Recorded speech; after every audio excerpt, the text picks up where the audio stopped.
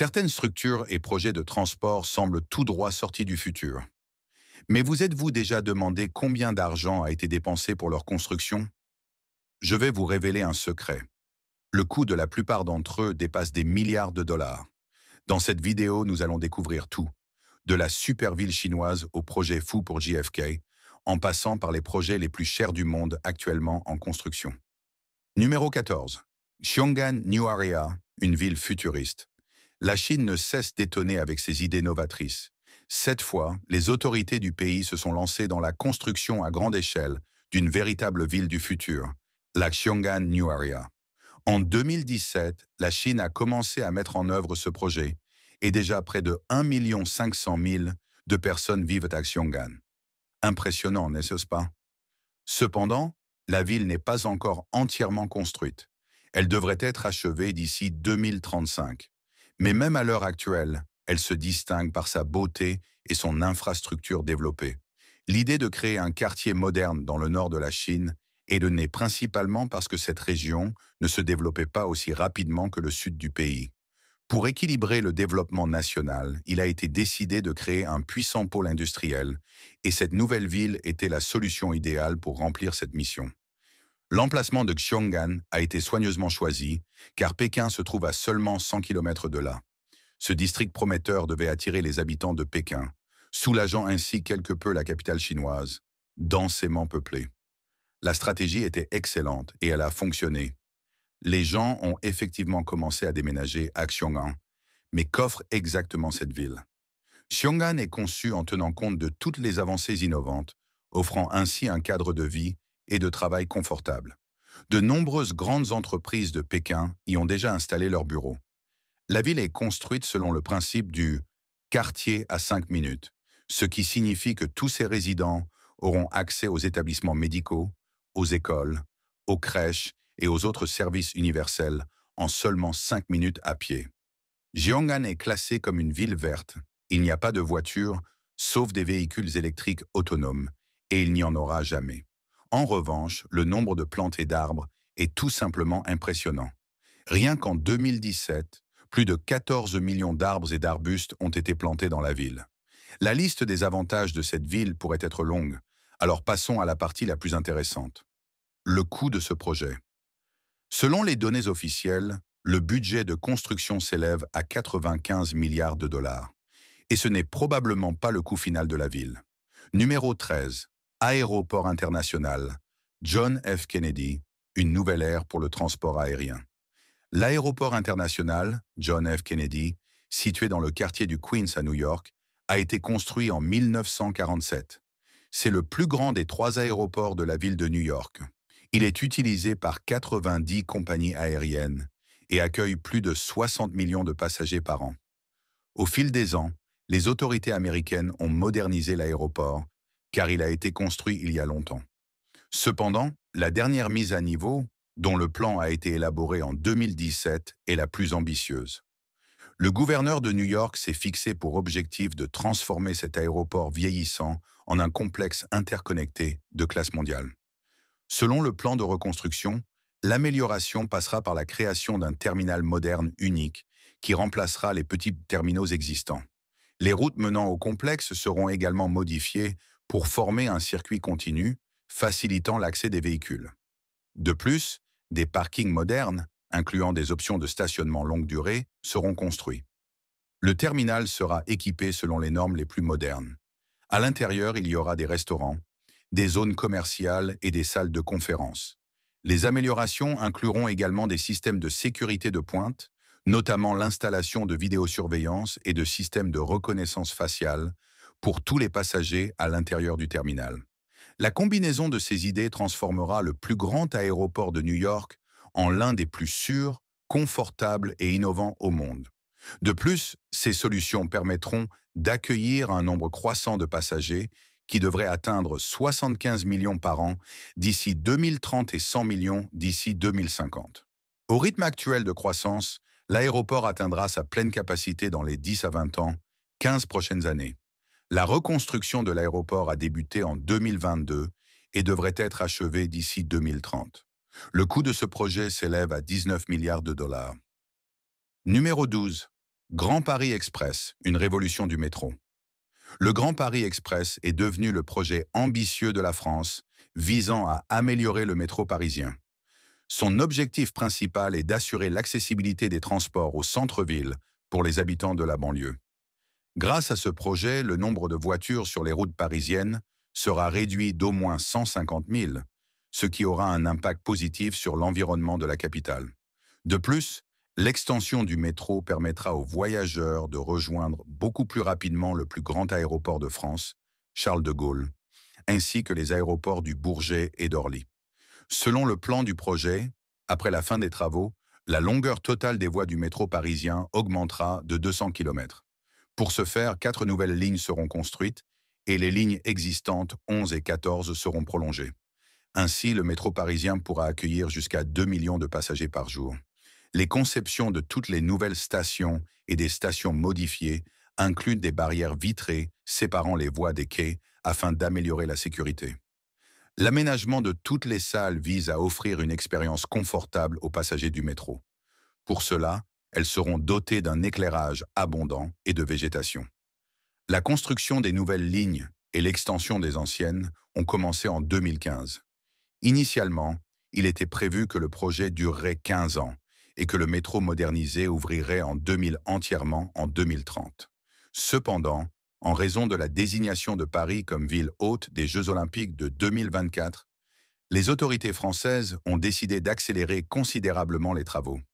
À ce jour, l'extension des lignes 11 et 14 est déjà achevée. La ligne 11 a été mise en service en mai de cette année et la ligne 14 en juin. La construction des nouvelles lignes est toujours en cours. Leur ouverture se fera par étapes à partir de 2025. Le Grand Paris Express est en effet un projet de très grande envergure. Grâce à lui, le métro parisien deviendra très confortable et rapide, notamment pour les habitants de la banlieue. Le coût de construction des 4 nouvelles lignes, avec 68 stations ainsi que l'extension des 2 lignes existantes, s'élève à plus de 35 milliards de dollars. Numéro 11. Le projet Crossrail, le nouveau souffle de Londres. Le projet Crossrail, désormais connu sous le nom d'Elizabeth Line, est l'un des projets de transport les plus ambitieux d'Europe. Cette nouvelle ligne ferroviaire est conçue pour relier le centre de Londres à ses environs sur plus de 100 km. Son objectif est d'améliorer les temps de trajet, de réduire la congestion et de renforcer l'accessibilité pour des millions de passagers. La construction de Crossrail a débuté en 2009 et le projet devait initialement être achevé en 2018. Cependant, des retards et des dépassements de budget ont repoussé la date d'inauguration finale à 2022. La Elizabeth Line est équipée de trains ultramodernes, pouvant atteindre une vitesse de 145 km par heure. Ce nouveau service devrait transporter environ 200 millions de passagers chaque année, allégeant ainsi considérablement la pression sur le réseau de transport londonien existant. De plus, la ligne créera des milliers d'emplois et stimulera la croissance économique dans les zones qu'elle dessert. Les principales stations situées sur le trajet incluent Paddington, Liverpool Street et Canary Wharf, toutes conçues avec des équipements modernes pour améliorer l'expérience des voyageurs. De plus, l'intégration de technologies avancées telles que les systèmes de paiement sans contact et les mises à jour en temps réel rendra les déplacements plus efficaces. Le budget total du projet Crossrail a atteint environ 18,25 milliards de livres sterling, ce qui en fait l'un des projets de transport les plus coûteux au monde.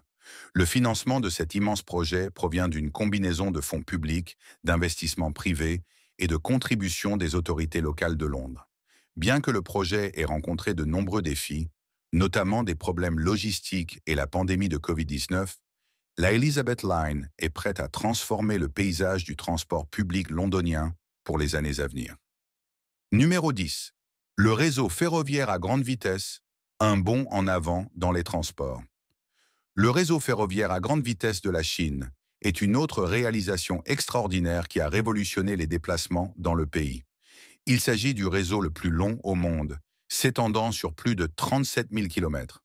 Conçu pour relier les grandes villes de Chine, il permet aux passagers de voyager à des vitesses allant jusqu'à 350 km par heure. Le projet a débuté au début des années 2000, avec des investissements considérables visant à améliorer les infrastructures de transport du pays. En 2021, Les dépenses totales pour ce réseau avaient dépassé les 100 milliards de dollars, en faisant l'un des investissements les plus significatifs dans les transports modernes. Ce réseau a transformé les voyages en Chine, réduisant considérablement le temps de trajet entre les villes. Par exemple, le voyage entre Pékin et Shanghai, qui prenait autrefois plus de 10 heures en train conventionnel, peut désormais être effectué en environ 4 heures et demie. De plus, le développement du train à grande vitesse a eu un impact profond sur la croissance économique, facilitant le commerce et le tourisme, tout en réduisant la congestion routière et la pollution. Les trains eux-mêmes sont équipés de commodités modernes, notamment des sièges spacieux, un accès Wi-Fi et des services de restauration, offrant ainsi une expérience de voyage confortable aux passagers. En plus d'améliorer la connectivité nationale, le réseau ferroviaire à grande vitesse est appelé à jouer un rôle clé dans l'intégration régionale, en reliant les pays voisins et en favorisant la coopération économique. Des plans d'expansion sont déjà en cours, avec des propositions de nouvelles lignes reliant l'Asie du Sud-Est et au-delà. À mesure que le réseau continue de s'étendre, il promet d'améliorer la mobilité, de stimuler le développement économique et de remodeler la façon dont les gens voyagent dans la région. Numéro 9. Stuttgart 21. L'avenir du transport ferroviaire. Stuttgart, située dans le sud-ouest de l'Allemagne, est une ville majeure de l'innovation.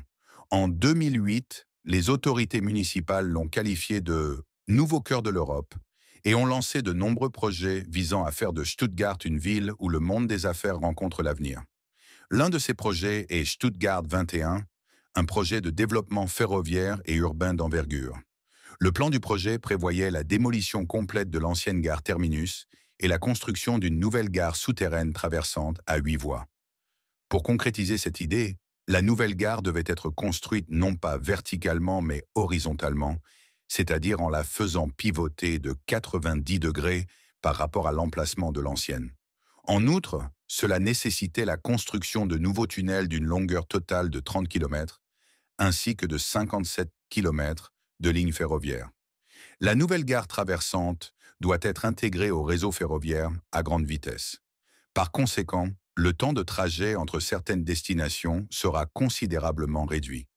Par exemple, se rendre à Munich prenait auparavant 2 heures et demie.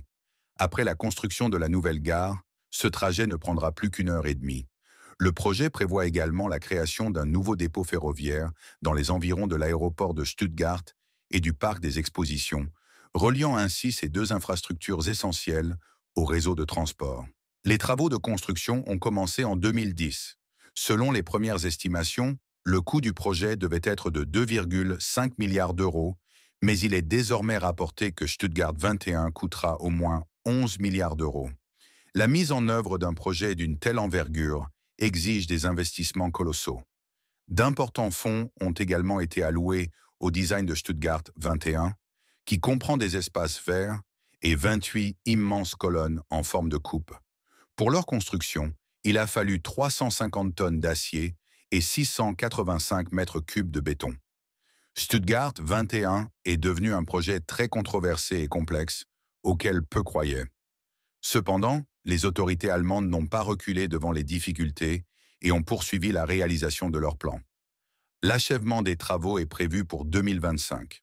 En plus de devenir un pôle de transport vital, Stuttgart 21 est également conçu comme un moteur de croissance économique, attirant des entreprises et améliorant la qualité de vie urbaine. La combinaison de l'efficacité des transports et du réaménagement urbain a positionné Stuttgart comme un modèle de planification urbaine du futur, garantissant sa pertinence dans l'évolution du paysage européen. Numéro 8. ITER, l'avenir de l'énergie. Le réacteur thermonucléaire expérimental international, ITER, est un projet international visant à démontrer le potentiel de l'utilisation commerciale de la fusion nucléaire. Le développement du projet a commencé dans les années 1980, mais la construction des installations n'a débuté qu'en 2010. Le site choisi pour ce réacteur thermonucléaire est la commune de Saint-Paul-les-Durances, dans le sud-est de la France. Les pays participants à cette expérience incluent tous les États membres de l'Union européenne, ainsi que de nombreux autres pays. Pendant une longue période, le site a été préparé pour l'installation du réacteur nucléaire, tandis que les pays participants travaillaient à sa conception. En 2020, l'assemblage du réacteur a commencé. Ce réacteur thermonucléaire est conçu sous la forme d'un tokamak, un dispositif toroïdal de confinement magnétique du plasma, afin d'atteindre les conditions nécessaires à une fusion thermonucléaire contrôlée. Selon les plans du projet, cette installation mesurera plus de 70 mètres de hauteur, dépassant ainsi la tour Eiffel, et pèsera 23 000 tonnes. Grâce à cette expérience, les scientifiques espèrent obtenir un plasma d'un volume de 40 mètres cubes, nécessitant une température de plus de 150 millions de degrés Celsius à l'intérieur du réacteur. De plus, le champ magnétique dans le tokamak devra être amplifié jusqu'à 200 000 fois celui du champ magnétique terrestre. Enfin, pour assurer le succès de l'expérience, le plasma massif et les aimants supraconducteurs devront être refroidis à moins 269 degrés Celsius. Ce concept semble tout simplement fantastique, car si les scientifiques parviennent à remplir toutes ces conditions, la zone où se trouve le réacteur deviendra simultanément l'endroit le plus chaud et le plus froid de la planète. Certes, il est difficile de croire en la réalisation de ce projet, mais les scientifiques estiment qu'il est tout à fait possible.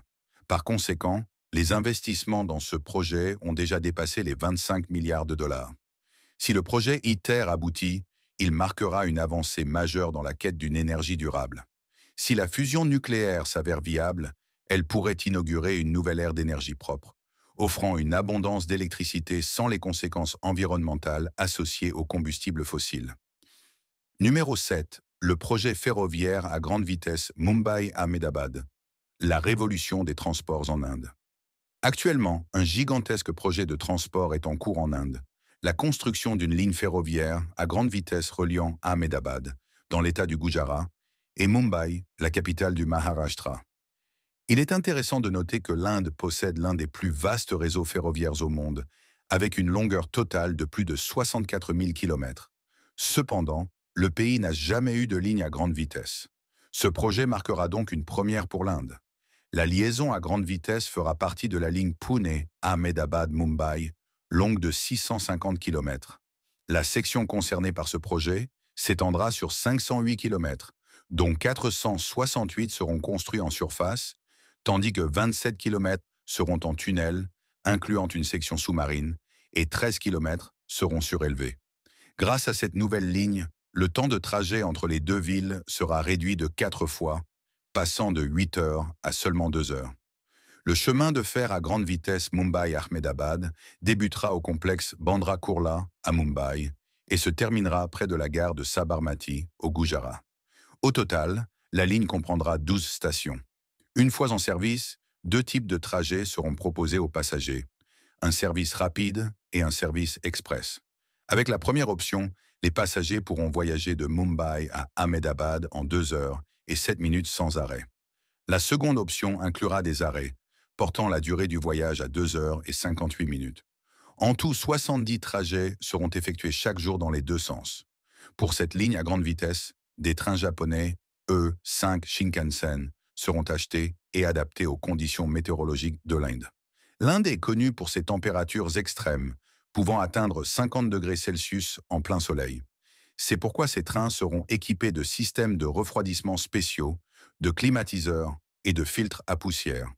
Chaque train comprendra entre 10 et 16 voitures, avec une capacité totale de 1300 à 1600 passagers.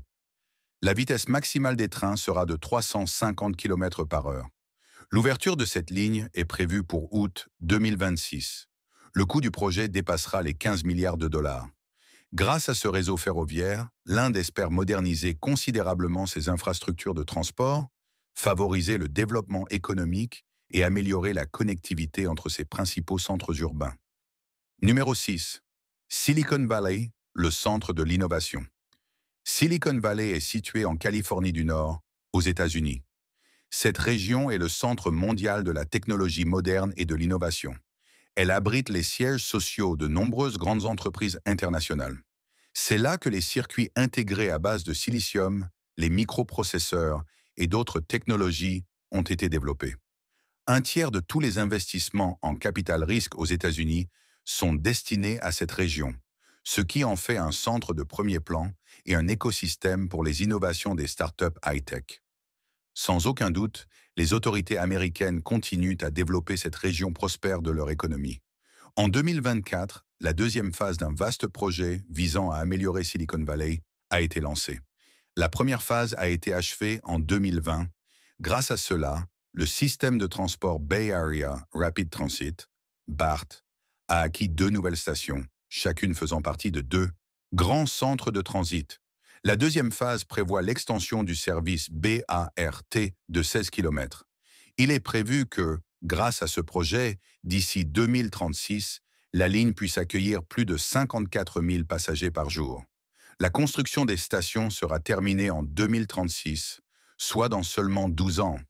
De tels délais s'expliquent par la complexité des travaux, car la ligne traversera le centre-ville de San José, où il est crucial de prendre en compte les caractéristiques du sol pour le creusement des tunnels.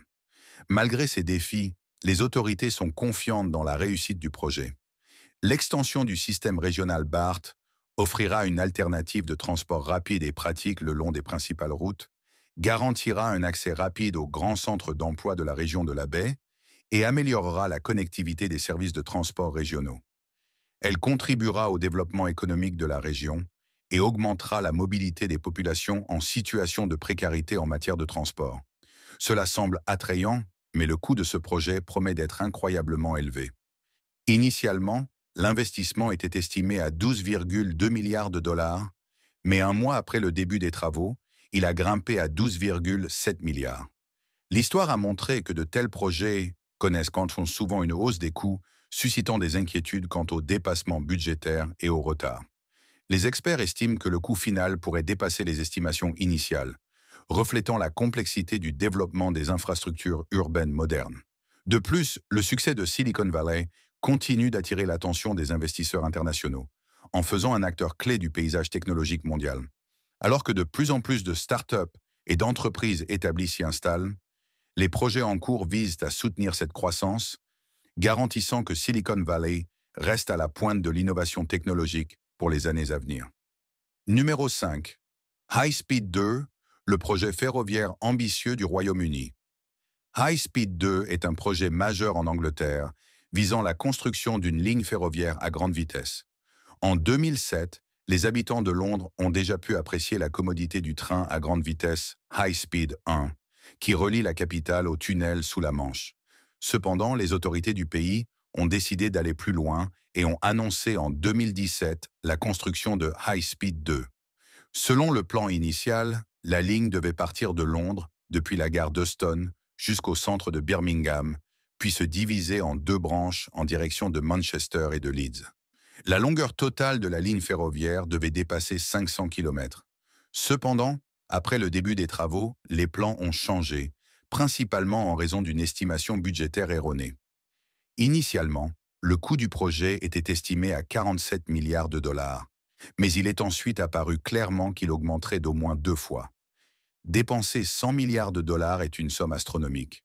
Il a donc été décidé de construire seulement une version simplifiée du train à grande vitesse. Cette ligne reliera uniquement Londres et Birmingham, sur une longueur de 230 km. Cette décision a permis de réduire le coût du projet à 84 milliards de dollars, bien que ce montant reste largement supérieur aux estimations initiales. Malgré cela et de nombreux autres facteurs négatifs entraînant des retards constants, la ligne à grande vitesse sera tout de même mise en service. Grâce à elle, les habitants de Londres et de Birmingham pourront voyager entre ces 2 grandes villes du Royaume-Uni 2 fois plus vite qu'aujourd'hui. Le projet vise également à renforcer les liens économiques entre ces centres urbains majeurs, stimulant ainsi la croissance dans les régions environnantes. De plus, le système ferroviaire à grande vitesse devrait considérablement réduire les émissions de carbone par rapport aux trajets en voiture ou en avion, s'alignant ainsi avec les engagements du Royaume-Uni en matière de durabilité. Le gouvernement souligne que le projet HS2 créera des milliers d'emplois pendant et après la construction, contribuant ainsi aux économies locales de diverses manières. De plus, la ligne sera dotée d'infrastructures ultramodernes, garantissant une expérience de voyage confortable pour les passagers. Alors que le projet touche à sa phase finale, nombreux sont ceux qui restent optimistes quant à son impact potentiel sur les infrastructures de transport du Royaume-Uni et sur l'amélioration globale de la connectivité du pays. Numéro 4. Train à grande vitesse de Californie, connectant l'avenir. En janvier 2015, la California High Speed Rail Authority a lancé la mise en œuvre du projet de train à grande vitesse de Californie. Lors de la première phase de construction, la ligne reliera San Francisco à Los Angeles et Anaheim. La longueur totale de cette section du tracé sera de 795 km. La deuxième phase prévoit l'extension de la ligne, atteignant San Diego depuis la partie sud du tracé et connectant Sacramento depuis le nord.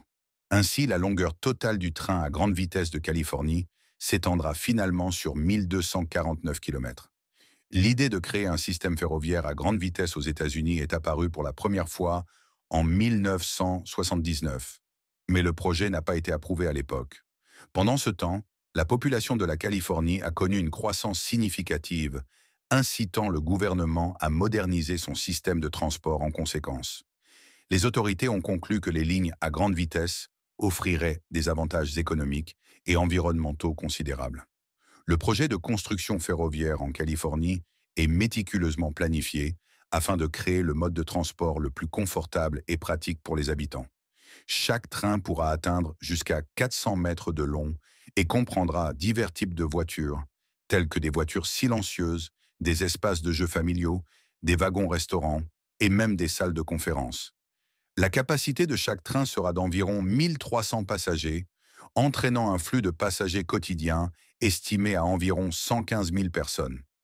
De plus, les gares ferroviaires situées le long de la ligne seront équipées d'aménagements modernes, notamment des parkings, des salles de transit, des zones dédiées à la prise en charge et au dépôt des passagers, ainsi que diverses salles opérationnelles.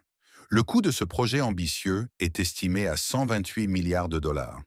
Cependant, cet investissement devrait transformer le paysage du transport en Californie, en le rendant plus efficace et en réduisant considérablement le temps de trajet.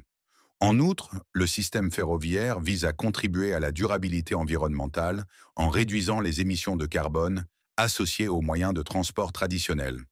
Ce projet prévoit également la création d'emplois pendant la construction et dans les opérations en cours, ce qui aura un impact positif sur l'économie locale. Numéro 3. Programme Gateway, modernisation des chemins de fer du Nord-Est. Le programme Gateway, développé en 2011 par l'opérateur ferroviaire national américain Amtrak, est un projet visant à améliorer l'infrastructure ferroviaire. L'objectif principal de cette initiative est de remplacer les lignes ferroviaires obsolètes le long du corridor Nord-Est entre le New Jersey et New York. Le projet a été approuvé en 2021 et les premiers travaux de construction ont débuté en 2023. Selon le plan du projet, la première phase comprend la construction d'un nouveau tunnel à 2 voies sous la rivière Hudson. En parallèle, l'actuel tunnel North River à 2 voies, qui a subi de graves dommages lors de l'ouragan Sandy en 2012, sera restauré et rénové. À mesure que le programme progresse, le pont Portal North dans le New Jersey et les ponts Southus seront également remplacés.